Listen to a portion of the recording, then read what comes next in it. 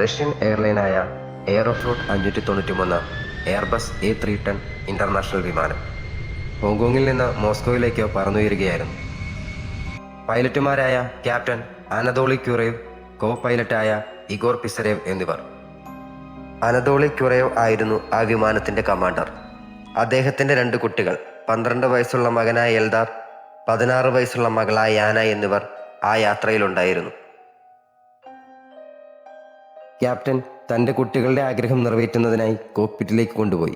കോക്പിറ്റിൻ്റെ ഉൾവശവും ചുറ്റുപാടുകളും അദ്ദേഹം കുട്ടികൾക്ക് കാണിച്ചു കൊടുത്തു.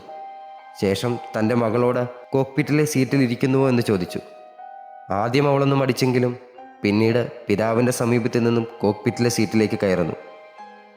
16 വയസ്സുള്ള സ്കൂൾ വിദ്യാർത്ഥിനി ആ അഭിമാനകരമായ നിമിഷങ്ങൾ ആസ്വദിച്ച് കോക്പിറ്റിൻ്റെ സീറ്റിലിരിക്കുന്നു. മണിക്കൂറുകൾ നീളുന്ന യാത്രയിൽ ആ നിമിഷം അവളുടെ ജീവിതത്തിലെ ഏറ്റവും മനോഹരമായ ഓർമ്മയായിരിക്കുമായിരുന്നു. പക്ഷേ അത് പിന്നീട് അവളുടെ അവസാന ഓർമ്മയായി തീരുമെന്ന് ആരും അറിഞ്ഞിരുന്നില്ല.